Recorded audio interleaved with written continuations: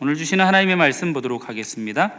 하나님의 말씀은 이사야 2장 1절로 11절까지의 말씀입니다. 구약성경 이사야서 2장 1절로 11절까지 말씀,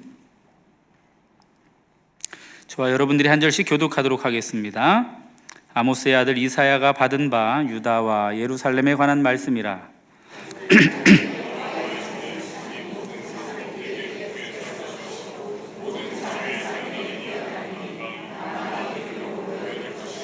많은 백성이 가며 이르기를, 오라, 우리가 여호와의 산에 오르며 야곱의 하나님의 전에 이르자. 그가 그의 길을 우리에게 가르치실 것이라. 우리가 그 길로 행하리라 하리니, 이는 율법이 시온에서부터 나올 것이요 여호와의 말씀이 예루살렘에서부터 나올 것임이니라.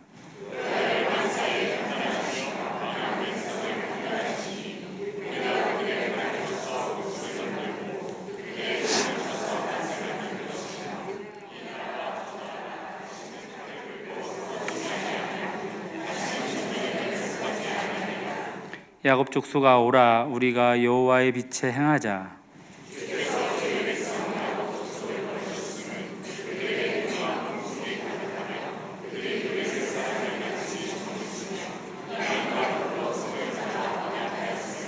그 땅에는 은금이 가득하고 보화가 무한하며, 그 땅에는 마필이 가득하고 병거가 무수하며,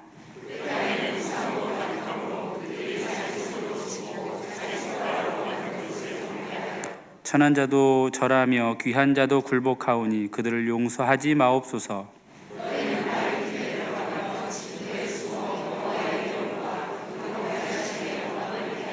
함께요. 그날에 눈이 높은 자가 낮아지며 교만한 자가 굴복되고 여호와께서 홀로 높임을 받으시리라. 아멘. 네, 그러지 않았던 때가 있었냐마는 요즘에는 뉴스 틀기가 참 겁나는 그런 세상입니다. 또 공교롭게도 최근 들어서 우리 교회 인근 지역이 뉴스에 종종 등장을 해서 아마 많이들 놀라셨지 않겠나 생각이 듭니다. 그냥 평범한 사건들이면 놀라지 않을 텐데, 동네 한복판에서 납치를 한다든지, 또 학원가에서 우리 아이들에게 이상한 음료를 건넨다든지, 또 불과 며칠 전이죠, 여기 가까운 학교에서 또 이렇게 끔찍한 일이 일어났다, 이런 뉴스들이 자꾸만 들려오게 되니까 우리의 마음이 굉장히 불안해진다라는 것이죠. 특히 아이를 키우시는 가정에서는 굉장히 고민이 많으실 것 같습니다. 이 험한 세상에서 우리 아이들을 어떻게 안전하게 키울 수 있겠는가, 그런 고민으로 아마 잠 못 이루는 가정들도 있을 줄로 압니다. 또 우리 교인들이 많잖아요. 그러다 보니까 행여라도 그런 소식 가운데 우리 교인들이 이렇게 휘말리지는 않았을까 노심초사도 하게 되는 것이죠. 예전에 비하면 물론 많이 좋아졌죠. 우리나라가 시민의식도 많이 높아지고 여러 가지 제도라든지 시설 같은 것들을 잘 갖추고 있는 것이 사실입니다만, 또 특히 우리 이 지역은 비교적 살기 좋다, 안전하다라고 이렇게 인정받는 곳임에도 우리가 예상치 못한 문제들이 계속해서 튀어나와서 우리들을 어렵게 만들고 있다라는 것입니다. 개인적으로는 이런 일들이 하나님의 하나의 좀 사인으로 여겨집니다. 더 기도해야 한다, 더 이 지역을 위해, 이 나라를 위해 기도해야 한다라는 그러한 음성으로 들려오게 됩니다. 내일이 아니니까, 우리 가족들은 괜찮으니까 그냥 지나치지 말고 잠시라도 그 아픔을 당한 자들을 위해서 기도해야 한다, 이런 뜻으로 여겨진다라는 것이죠. 아무쪼록 하나님께서 우리 청운의 가정들을 이러한 위협으로부터 보호하여 주시기를, 또 행여라도 지금 아픔 가운데 있는 그런 가정들이 있다면 하나님께서 친히 위로하여 주시고 속히 회복의 은혜를 허락하여 주시기를 간절히 바랄 뿐입니다. 우리는 평안을 위해서 굉장히 애를 많이 씁니다. 평안을 간구합니다. 그러나 이 평안이 나만 잘한다고 해서 얻을 수 있는 것이 아니죠. 만약에 이런 일이 과연 있겠나 싶지만 우리나라의 범죄가 싹 사라진다고 생각을 해볼게요. 아니면 또 사고가 싹 사라진다라고 생각을 해보겠습니다. 온 국민이 한 마음이 되어서 정치, 경제, 사회가 아주 안정이 됐다라는 것이죠. 그렇게 된다면 과연 평화가 찾아오겠느냐 한번 물어보게 됩니다. 우리가 아무리 잘한다 한들, 우리만 잘한다고 한들 평화가 찾아오겠습니까? 시야를 조금만 넓혀보면 어떤 위험 요소가 있습니까? 북한이라고 하는 위험 요소가 있죠. 미사일을 쏘고 핵무기로 위협하고 설마 하니 무슨 일이 있겠느냐 싶겠지만 그 설마가 사람 잡는다는 것을 우리가 알기 때문에 계속 마음을 놓을 수가 없다라는 것이죠. 뭐 북한뿐이겠습니까? 그 외에도 여러 강대국의 틈바구니 속에서 우리나라가 참 어려움을 겪고 있는데 과연 어떻게 외교를 해야 우리나라가 좀 유익이 있을까, 안전할까 참 어렵다라는 것이죠. 그마저도 우리 국민들의 마음이 좀 이렇게 한데 모아져 있으면 참 좋겠는데 어떤 분들은 이 나라와 친하게 지내야 한다라고 주장을 하고 어떤 분들은 저 나라와 친해야 된다고 이렇게 주장을 하다 보니까 이 서로 싸우는 모습을 보면서 참 서러워진다는 것이죠. 우리나라가 얼마나 더 강해져야 좀 이런 갈등으로부터 우리가 자유로울 수 있을까 이런 마음에 좀 서러워질 때도 있습니다. 대체 이 땅에는 언제쯤 진정한 평화가 찾아오게 될까요? 과연 그런 날이 오기는 오는 걸까요? 우리는 평생을 평화를 갈구하면서 살아가지만 과연 우리가 사는 날 동안에 하나님께서 그런 날을 허락해 주시겠습니까? 여러분은 어떤 마음으로 또 어떠한 소망으로 살아가시는지 참 궁금합니다. 이러할 때 우리는 하나님께 여쭙게 됩니다. 주님, 그리스도인들은 이러할 때에 어떤 자세로 살아가야 합니까? 이 평화롭지 못한 현실 때문에 불안해하는 그 사람들에게 우리가 어떠한 말과 행동으로 나아가기를 원하십니까? 바로 없기는 하나님께서 오늘 이 말씀을 통해서 하나님의 평화를 우리 모두에게 허락하시고 우리를 평화의 도구로 사용하여 주시기를 간절히 원합니다. 오늘 본문을 보시면요, 우리와 마찬가지로 평화를 꿈꾸고 있는 그렇게 수천 년 전 이스라엘에서 이미 평화를 간구하고 있는 그런 선지자 한 사람을 만나게 됩니다. 1절 말씀을 보시면 아모스의 아들 이사야 선지자가 유다와 예루살렘에 관한 말씀을 하나님께 받았다라고 되어 있습니다. 이사야가 살아가던 그 시대를 생각해 보면 말 그대로 격변기였습니다. 이 남유다는 굉장히 약소국이었고요. 여러 나라들과 국경을 접하고 있었는데 이제 특히 북이스라엘, 원래는 한 나라였다가 분단이 된 그런 북이스라엘과 국경을 접하고 있었습니다. 우리나라와 비슷하게 한 나라였다가 분단이 된 다음에 서로 굉장히 으르렁거리면서 국력을 소비하게 되었습니다. 그 북이스라엘보다 좀 더 북쪽에 가면 아람이라고 하는 또 만만치 않은 나라가 있었습니다. 호시탐탐 이스라엘을 노리고 있었죠. 또 그보다 더 북쪽으로 가게 되면 아수르라고 하는 초강대국이 있어서 주변 나라들을 정복하면서 점점 이스라엘에 가까워져 오고 있었다라는 것이죠. 북쪽은 이런 상황인데 그러면 남쪽은 괜찮았느냐? 남쪽은 여러분들 다 아시는 전통의 강호 애굽이 아주 굳건하게 자리를 잡고 있었다라는 것이죠. 어찌 보면 남유다의 상황은 이 당시 남유다의 상황은 오늘날 우리나라의 상황과 굉장히 비슷하다라고 할 수가 있습니다. 이 약소국이라고 할 수 있는 남유다가 국경을 맞대고 있는 북이스라엘과의 관계에서도 어려움을 겪었지만 이제 조금 더 있으면 아수르라고 하는 초강대국 그리고 애굽이라고 하는 이 초강대국 사이에서 선택을 강요받게 된다라는 것이죠. 오늘날 우리나라도 북한과의 관계에서 오는 그런 어려움뿐 아니라 주변 강대국의 그 틈바구니에서 어느 나라와 친하게 지내고 어느 나라와 멀리해야 하는가 이런 것을 그때그때 선택을 강요받는 어려움을 지금 겪고 있지 않겠습니까? 그렇다면 이처럼 격변의 시대를 살아가고 있었던 남유다의 왕 그리고 남유다의 백성들은 과연 어떤 모습으로 살아가고 있었는가? 온 나라가 하나님의 도움을 구하면서 그렇게 간절히 겸손하게 하나님의 말씀을 듣고 있었다라고 한다면 참 좋았을 텐데요. 그랬더라면 나라 외부는 급박하게 상황이 돌아간다 할지라도 나라 내부라도 좀 안정되고 평안하였을 텐데 그러지 못했다라는 게 큰 문제였습니다. 왕이나 제사장 또 뭐 이런 지도자들은요 자신들의 권력을 지키는데 급급했습니다. 백성들의 형편은 날로 어려워졌다라는 것이죠. 하나님께서 주신 그 율법을 잘 지켰다면 이들은 하나님과의 관계에서도 이렇게 바른 길로 갈 수 있었을 것이고 이웃들과의 관계에서도 바른 길로 갈 수 있었겠지만 누구 하나 율법을 제대로 아는 사람도 없었고 이것을 지키는 사람은 더더욱 없었던 것으로 보입니다. 갈수록 하나님의 율법보다는 힘의 논리가 우선이 되었기 때문에 부유하고 힘 있는 사람들은 더 잘 살게 되고 더 부유하게 되고 힘없는 사람들은 더욱더 가난해지는 그런 어려운 상황 가운데 남유다가 놓여 있었다라는 것이죠. 이사야 선지자는 이와 같이 좀 나라 안과 밖이 시끄럽고 무너져 있는 이런 상황 가운데에서 하나님의 부르심을 받았던 것입니다. 남유다가 멸망하던 시절에 활동하던 예레미야라는 선지자가 눈물의 선지자로 알려져 있는데, 모르긴 몰라도 이 이사야 선지자도 이 남유다와 예루살렘의 상황들을 바라보면서 하나님께 눈물을 흘리며 부디 이 나라에 긍휼을 베풀어 달라고 그렇게 기도하였을 것으로 생각이 됩니다. 하나님께서는 이러한 이사야에게 오늘 본문을 통해서 하나의 꿈을 꾸게 해주셨습니다. 2절과 3절 말씀을 읽어보시면 아시겠지만 그 꿈은 어떤 꿈이냐? 여호와의 전에 산이 모든 산 꼭대기에 굳게 서서 만방이 그리로 몰려드는 그러한 꿈입니다. 여호와의 전에 산이라고 한다면 좁은 의미에서는 솔로몬이 성전을 세운 그 산을 가리키겠죠. 아브라함이 이삭을 번제로 바치려다가 이렇게 하나님께서 믿음을 인정하시죠. 그리고 미리 예비하셨던 그 순양을 하나님께 제사드렸던 모리아산, 그 산을 가리키는 말이 될 것입니다. 하지만 조금 넓은 의미로 생각을 해본다면 이 산은 성전이 자리 잡고 있는 성읍, 바로 예루살렘을 가리킨다라고 볼 수가 있습니다. 그렇다고 한다면 2절의 말씀은 말일이 되면 예루살렘이 모든 산보다 더욱 높아지게 되고 세상의 다른 나라와 성읍들보다 예루살렘이 더 높아지게 된다라는 뜻이 되는 것이죠. 그래서 온 세상 사람들이 너도 나도 예루살렘으로 모여들게 됩니다. 3절 말씀에는 많은 백성들이 예루살렘으로 모여드는 그 이유가 나와 있는데요. 그들은 돈을 벌기 위해서 모이는 게 아닙니다. 성공을 하기 위해서 모이는 것도 아닙니다.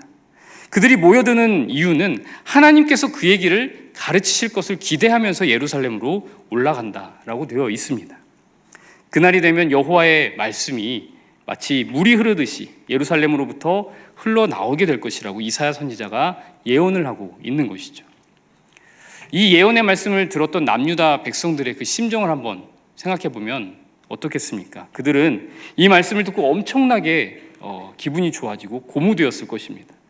지금은 비록 우리나라가 많이 힘들지만 북이스라엘과 아웅다웅하느라 힘들고 또 이 주변 강대국들의 틈바구니에서 큰 고통을 겪고 있지만 하나님께서 당신의 날에 우리 예루살렘을 모든 나라보다 높여주시고 그래서 모든 이들이 율법과 하나님의 말씀을 듣기 위해서 우리 예루살렘으로 모여들게 하시겠다라고 말씀하시니 얼마나 가슴이 벅차 올랐겠습니까?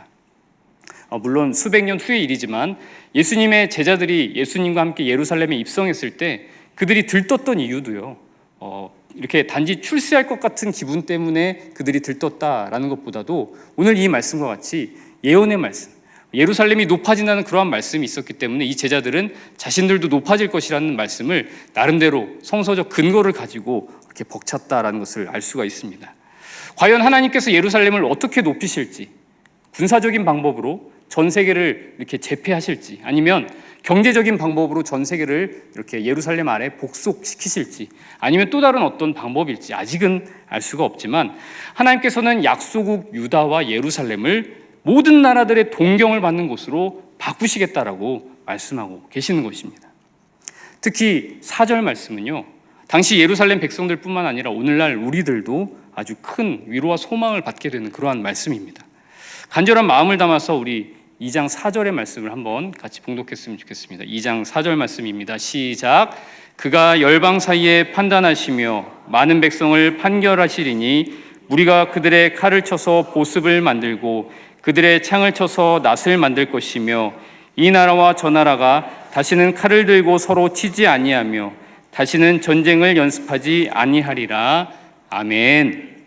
4절 말씀을 통해서 하나님의 이 예루살렘으로 올라가는 만방 백성들이 기대하는 그 하나님의 길, 그 길은 바로 평화의 길이다라는 것을 알 수가 있습니다. 하나님께서 친히 분쟁을 판결하시고 갈등을 해결하심으로써 이제 더 이상 세상에는 살상을 위한 무기가 필요하지 않게 된다라는 것이죠. 전쟁이 사라질 뿐만 아니라 국방을 위한 군사훈련도 더 이상 하지 않게 되는 그런 세상, 그렇게 모두가 평화를 누리게 되는 세상을 하나님께서 약속하셨고 이사야 선지자는 꿈을 꾸었던 것입니다. 이 말씀을 오늘날의 상황으로 우리가 적용하면 어떻게 되겠습니까? 이 산꼭대기에서 물이 흐르듯이 하나님의 말씀이 흘러나와서 모든 세상이 이 핵무기를 비롯한 대량 살상 무기를 자발적으로 해체하게 되는 그러한 역사가 일어나게 될 것입니다. 말씀으로 말미암아 모든 나라의 군대가 무기를 내려놓고 이 군대를 해산하게 될 것입니다. 그렇게 무기 개발이나 국방을 위해서 천문학적으로 쓰였던 그 비용들이 모두를 잘 살게 하기 위한 비용으로 전환되어서 온 인류가 다 같이 잘 사는 세상을 이루게 될 것입니다. 아멘입니다. 여기까지만 말씀을 보면 하나님이 이루어주시는 이 평화를 위해서 우리 인간들이 할 일은 그렇게 많지는 않은 것 같다라는 생각이 듭니다. 하나님께서 친히 이렇게 일하시고 판결하시고 이 모든 갈등들을 해결해 주신다고 말씀을 하시니까 우리는 그저 그날을 기다리면서 믿음을 잘 지키면 되겠구나, 하나님이 다 하시겠구나, 이런 생각이 든다라는 것이죠. 그런데 계속 말씀을 이어서 읽어보니까요, 그렇지가 않다는 것을 알 수가 있습니다. 당장 6절부터 충격적인 말씀이 등장하는데, 이사야 선지자는 주께서 주의 백성 야곱 족속을 버리셨음은 라고 하면서 그가 말씀을 받던 당시 하나님께서는 이스라엘 백성을 버리셨다라고 말씀을 하고 있습니다. 하나님께서 예루살렘을 높이실 계획이 있기는 있는데 그렇다고 해서 예루살렘의 백성들이 덩달아 높임을 받는 것은 아니다라는 그런 뜻입니다.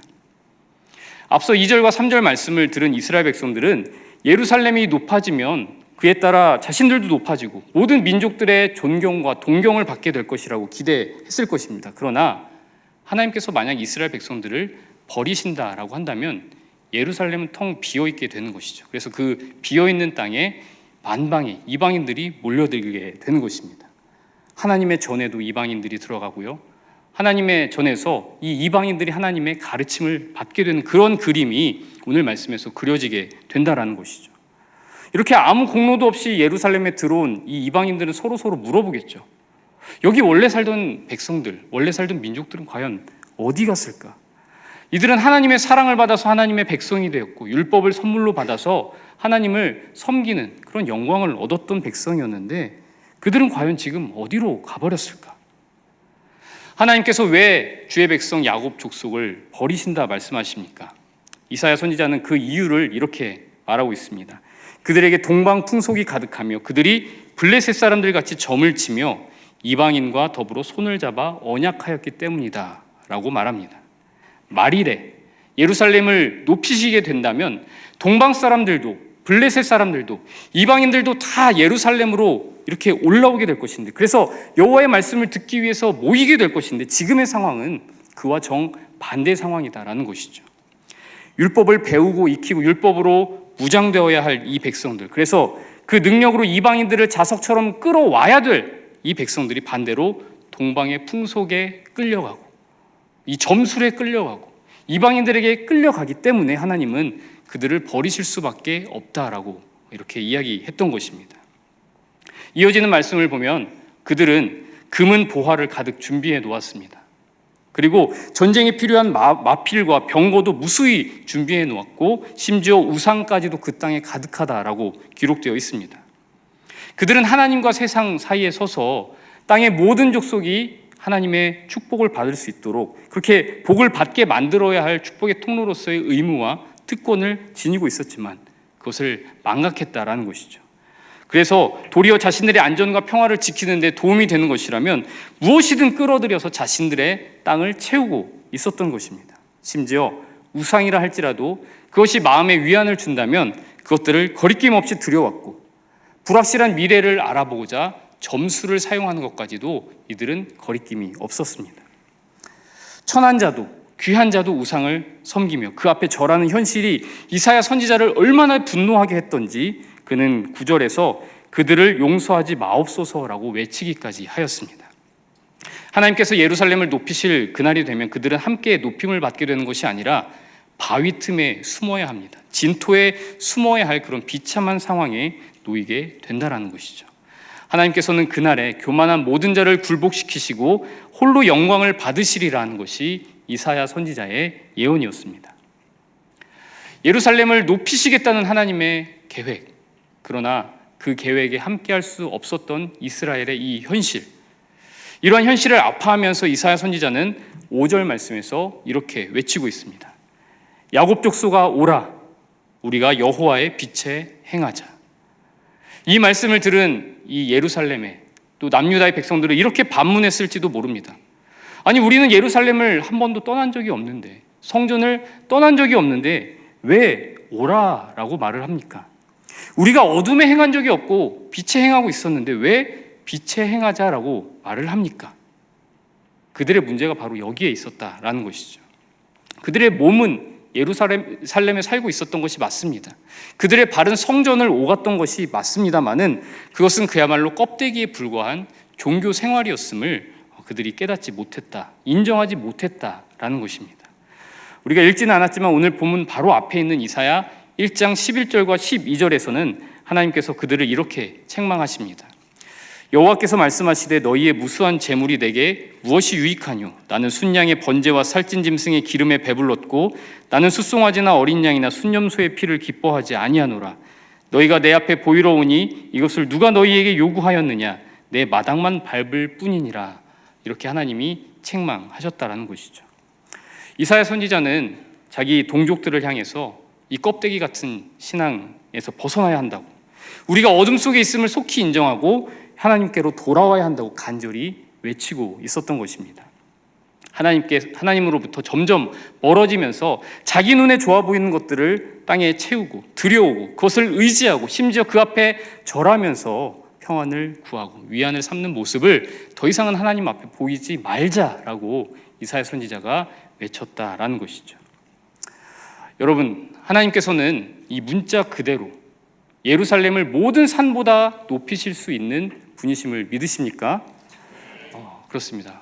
그러나 2023년 오늘까지 아직 예루살렘 주변에 지각 변동이 일어나서 예루살렘 산이 다른 모든 산보다 높이 솟아올랐다, 이런 뉴스는 아직 우리가 듣지 않았기 때문에 오늘의 말씀이 좀 아직 성취되려면 더 멀었다라는 생각이 드실 수도 있습니다. 하지만 우리 그리스도인들은 이 말씀을 들었을 때 여호와의 전에 산이 모든 산 꼭대기 위에 굳게 서리라라는 말씀을 들었을 때 어떤 생각이 드느냐? 예수 그리스도가 떠오릅니다. 갈보리 언덕 십자가에서 예수 그리스도가 달려 돌아가신 장면이 생각납니다.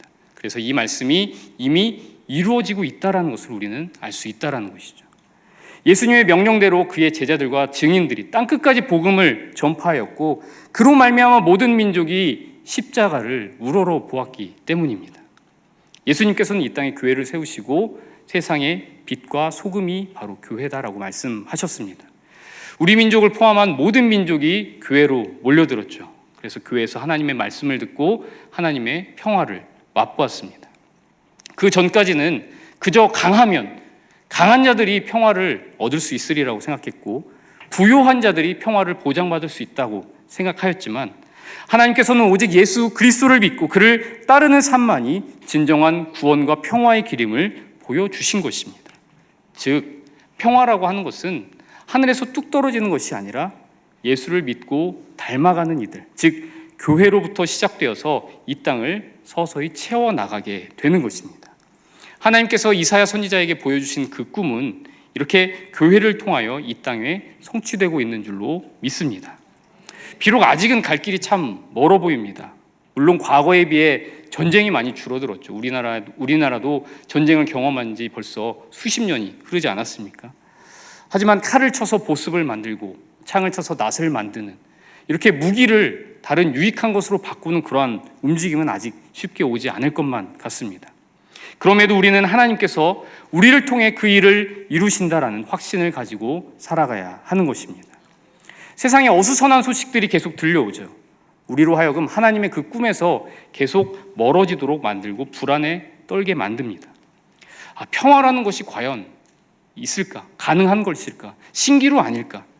한 가정의 평화를 지키기도 이렇게 어려운데, 아니 나 자신, 나 한 사람의 평화를 지키기도 이렇게 힘든데 대한민국의 평화가 무슨 소용이 있고 이 세계 평화가 과연 가당키나 하겠는가? 이렇게 한탄하도록, 주저하도록 만든다라는 것이죠. 그러나 우리는 이러한 때일수록 자기 백성들을 부르시고 평화의 꿈을 주시는 하나님을 바라보아야 하는 것입니다.